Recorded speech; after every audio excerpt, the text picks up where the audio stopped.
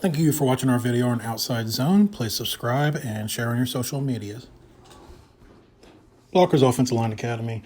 Today we're going to be talking about the outside zone or stretch.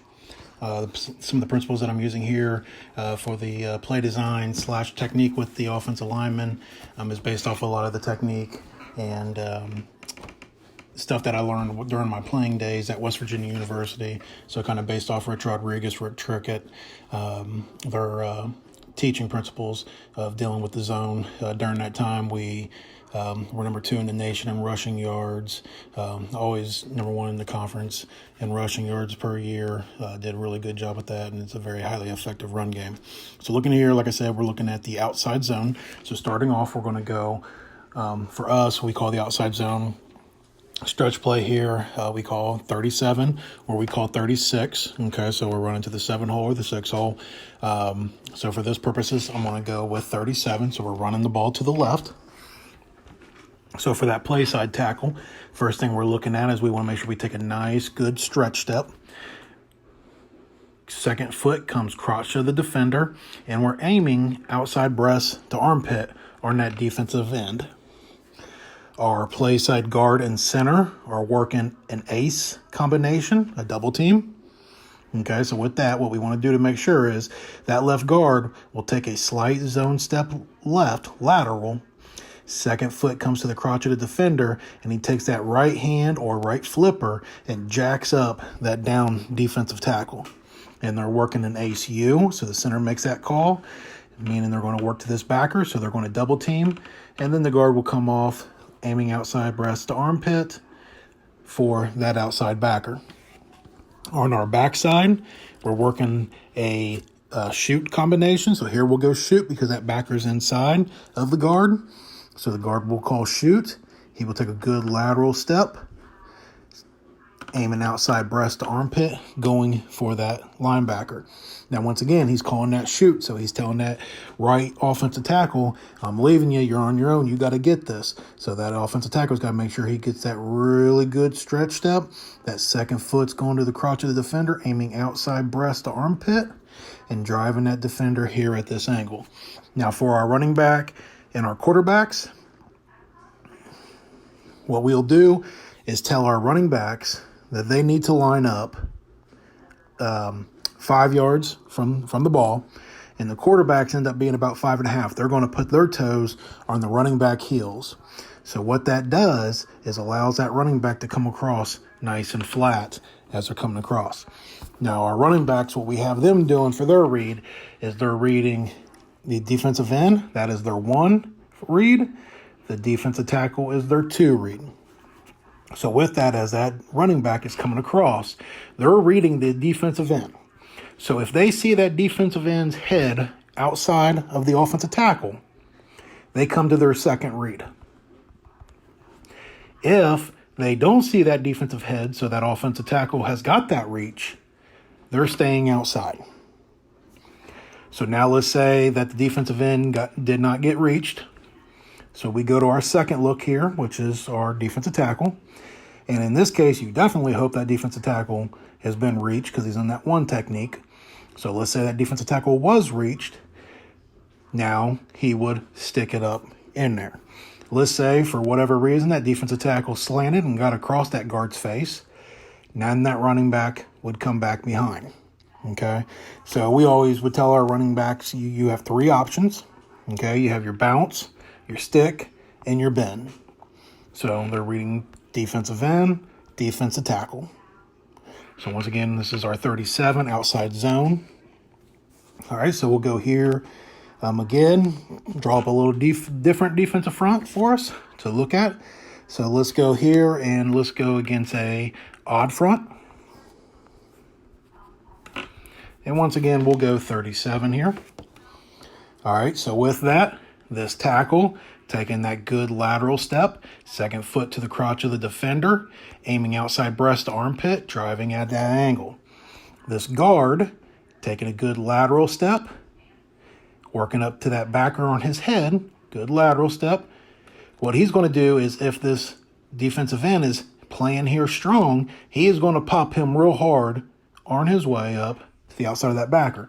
Once again, that guard is also aiming outside breast to armpit. We have a scoop call between the center and the backside guard. So with that, they're working back to this backer. So the center has a lot of time. So he's going to take that good lateral step, jack that nose guard up with that right hand or right flipper. That backside guard is going to take that good lateral step. Once again, he's aiming outside breast to armpit. So he's coming through. Another tip we always tell our backside guards is to run through. When you're down in your stance and you're aiming, you want to run through where that ball is before the snap. So that becomes their aiming. It's outside breast armpit. If they run through that track running on top of that ball, they will get it every time.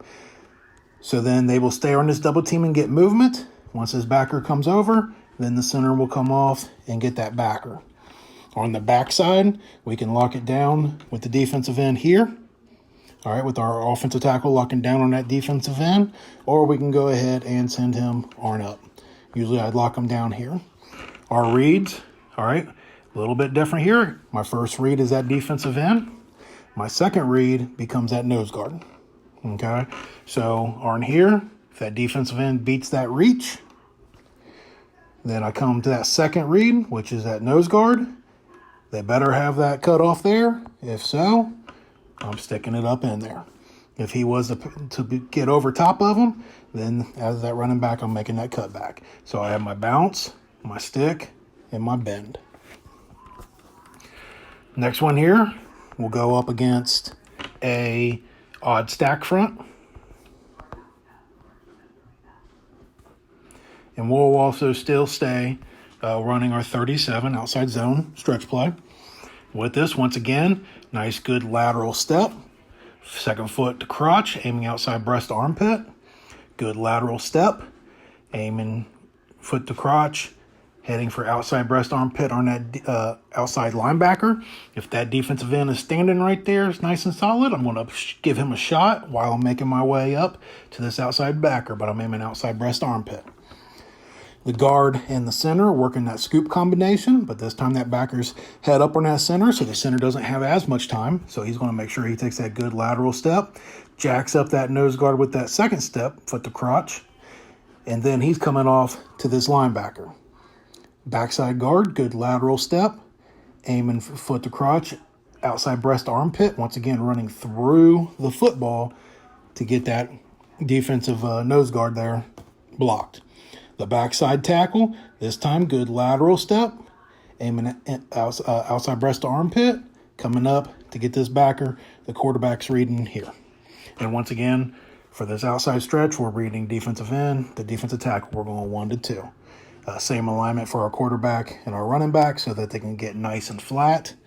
All right, so we tell the running back, you get your alignment, you get set up. Quarterback, you're to get on the heels of the running back so that they're able to get nice and flat, so that as they coming across, they can read and make that adjustment so that they have all their reads there, compared to if that quarterback is up a little bit higher and the running back's behind him. Now the running back's already kind of coming downhill. So we want to make sure we get it to the running back and come across flat so that they can get that bounce, they can get that stick, and they can get that bend. All right, next we're going to go through this with a tight end in our formation. I'm more of a spread guy. I don't use a tight end a whole lot, but I know some people like to use the tight ends, especially to help set their fronts. So we'll go ahead and go through this. As far as what a tight end, for this we're going to run 36. So we're running our zone to the right side here. And we're going to go ahead and run this against what we call a middle front. All right, so with that, so we're going 36, so we're going to the right. So our tight end is going to take that good lateral stretch. Second foot to the crotch of the defender, outside breast armpit aiming, jacking up the defensive end. Our tackle is going to take that good lateral stretch, coming down on that defensive end. All right. So if this backer is hanging here, so we got to keep our eyes up here on this backer. If he's just hanging there, I can't get fully engaged in here. I got to keep that left arm free and keep my eyes on that backer as I'm helping double team. But the minute that I see this backer comes across the top, I got to get that hat onto this play side so that I can take over this block and have that nice good reach. Good lateral step, aiming outside breast armpit. Good lateral step, aiming outside breast armpit, making sure that that 3 doesn't slant back into that 1. Backside, all right, take a good lateral step, aiming outside breast armpit, reaching that defensive tackle. Backside, the offensive tackle, good lateral step, aiming outside breast armpit to make sure that he's able to cut off the outside linebacker. Once again, as the running back, my reads stay the same. I'm coming across. My read is going to be 1 on that defensive end, 2 on that defensive tackle. All right, so I'm coming across. He's reached. I'm bouncing it outside. He's not reached. I come in, I look at that, my second read. If he's reached, I stick it up in there. If he beat across the face and he didn't get reached, which could happen in this case, all right, then I'm going to bend it back. All right, so let's say, for example, this defensive end jumps out hard on that tight end.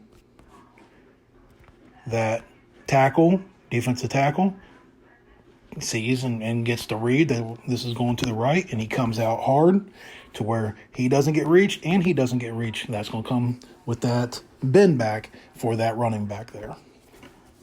So with the outside zone, or some may call stretch play, for me personally, it's one of my favorite plays just because it gives a running back so many different reads. A lot of people like to run the inside zone. I'm a bigger fan of the outside zone just because I like the different options to be able to read for the running back to make sure that the play ends up being a success. The other huge plus with the zone game is when you get the offensive lineman. And one thing is some people teach their offensive linemen to take this little drop step. All right, some people will teach them to take a step upfield. I always teach my guys, and what I was taught when I played at West Virginia University was take a good lateral step. Now the center, if he's got a one technique here, he may have to take a little bit of drop to get underneath that one technique. But your guards and your tackles, everything should be lateral. The big thing also is when you're, especially for your tackles, when I got to get up, let's say I got to get underneath on a shoot call, I'm working this backside here. And then the guard makes a shoot call, which says he's going right now. He's not helping me on this. I've got to make sure I take that good lateral step. If I step back underneath myself, this guy's coming right off the butt of that guard, leaving right away, and I'm pushing right behind, and he's coming right down, making that tackle on down the line. So I got to make sure I have that nice, good stretch step. A lot of times when I'm watching college film or even sometimes pro film, I focus a little bit more on college, and especially in high school, you'll see that offensive tackle, he will stand up and his foot will come up underneath of him, and then he's behind the whole way behind that defensive tackle. So it's one of those things, you have to get that good stretch step, stay nice and flat. That second step goes to the crotch of the defender, and my eyes, I'm aiming outside breast armpit, and that will put my head on the outside of that defender. A couple different drills that you can do and practice during individual time to really help with this. So it's kind of running a little bit of a half line. So what you'll do is you'll come up and you'll go just your guard and tackle here. So the first thing, they'll line up. They have the line there. So the lines are to get good separation. So that's the line of scrimmage. And then they're a little bit further back with that other line. And good lateral step, outside breast armpit, driving that defender. That defender's trying not to get reached. Good lateral step. Once again, that defender is trying not to get reached. Now, in reality, when you look at this is a normal lineup as if the ball's down. This would be where the center's where the center's heels would be, which is where, for us, we always tell our guards and tackles, your hand, when you put your hand down, it should be on the shoestrings of your center. So this gives you perfect alignment. So here in the visual, it looks much further apart than what it is when you're actually doing the drill. Then you put a shade on your center, he goes, then your backside, then you do your backside with your guard and tackle, good lateral step, outside breast armpit, good lateral step, outside breast armpit. driving them back here at this angle. So that's one drill that we did every single day. And the big thing with that was we really wanted to make sure that we got down these good flat lateral steps and making sure that that second step was coming up field to the crotch of the defender. So what you'll do is you'll go and do your zone this way, and then so your guard and tackle will go, your center will go alone, then your other guard and tackle will go, and then you come back, and now it's going just the opposite way so that you get the cutoffs and you get the reaches. They all get their work, and as a coach, it allows you to kind of focus on 2, 1, 2 at a time. And then what you do is then you'll go and start to work on your scoops. So you'll give you a shade, or actually we wouldn't have this, we'd put a backer back here, and we would work on this scoop, and the tackle would shoot through here. Just working every single day, getting that good flat lateral step, aiming outside breast to armpit at all times. And like I said, we would do this every single day, no matter what, just to make sure that we were getting used to those good flat steps and making sure that we were getting movement with those down linemen and making sure we're taking those correct steps. As when you're looking at zone plays, those steps is huge. You cannot have bad steps. Those first 2 steps have got to be down pat every single time. So when I would even watch film, and in high school, a lot of times your film comes from the backside. I know nowadays they're getting a little bit more end zone shots, but for some of the smaller schools, you get from that side. And I used to always tell my guys, I want to see this line just coming across nice and flat as they're moving and they're running. And then what I would also do is, let's say you have guys that don't like to run their feet. So they really drag behind, not running their feet. So I would take my offensive guy and I would put that defensive guy down here. I'd get him fit up so he already had outside breast armpit.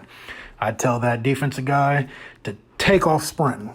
And I would tell that offensive guy, you're hooked up and you got to get running with them. So I'd have them run about halfway across the field, and they would have to keep running right there with them, get hooked up and keep running. I would tell them, you can't lose hat placement. You got to stay outside. You got to get that reach. And that really helped to get my guys trained to really run those feet, especially when I came in. The system I came into coaching in high school, they were more some wing T principle and a little bit more just downhill, dive, ISOs, those types. So the guys just always wanted to muscle, and they were really big, strong guys. They always wanted to kind of muscle the defensive linemen. And, the only time that they ever did anything where the outside, and what they would do is they would teach us outside tackle just to hook the guy and try to seal him in. And they would take it and they would do a toss out here, or it would be some type of like a jet sweep coming across, and they would just always tell him just to go and reach him and to seal him in. Well, then what the teams were doing was, the minute they seen that action, this guy would just come flying out here and blow the play up right there every single time. So that was some of the adjustments that we made within our offensive playbook to kind of combat how some defenses were playing us. And then once, like I said, when I came in from West Virginia and us running the outside zone, as that was a play, that was the first play we ran every single game during my time at West Virginia. That was always the first play when we came out. And so that was a big thing that I brought when I came into the coaching ranks, and just said we got to really incorporate this outside stretch zone play, because I've seen all the success we had at West Virginia. And the other part that's really nice is, you got a decent running back. The running back makes the offensive line right. So, especially when you're looking at high school and you're looking at some smaller high schools, and you got guys up here that are, 185, 210 pounds. So they're going to run their feet. They're going to get movement. They're going to do all that. They're not going to push this guy back coming off the ball, but they can hook up and fight with them and run all day. I know my first few years coaching, I was very fortunate. I had a very undersized offensive line, but they were very tough. And then that was the things that we could do with them, is they would hook up and run and, get in those guys' face and be a gnat and drive them crazy, versus having to line up and tee off and try to make movement. This would allow those defensive line guys to do movement, and we would just, stick with them and keep on moving, and eventually they'd get themselves out of position, and, we'd get our knockdowns, pancakes, those types of stuff at that time. So that's the thing I always love, because, let's say, for example, we'll say we're going to the left here, and let's say my guard, and then the one thing that kind of kills zone, but this is the one thing I kind of like, let's say my guard takes that good lateral step in that defensive tackle just tees off and takes off bull rushing, running that arm right through him. So when I got my running back here and I'm coming across and I'm reading this first and then this, but I start to see heels come back. When I see heels come back, that's telling me stick. I'm getting up there now. So I see those heels come back. I'm just sticking it up in there. All right, so that running back's going to make me right. So even though I get pushed back, this guy's still blocked. I'm getting pushed back. That running back's going to make me right, and it's going to make us have a positive play. So there's just a few things on the outside zone stretch play from my own personal experience of playing, coaching, that I've seen it be successful and how it really helped us. Like I said, when we was at West Virginia and Coach Rodriguez and Coach Strickett came in and we implemented this within the second year of us using this system. We had the number 2 rushing offense in the country. And so that was, really good.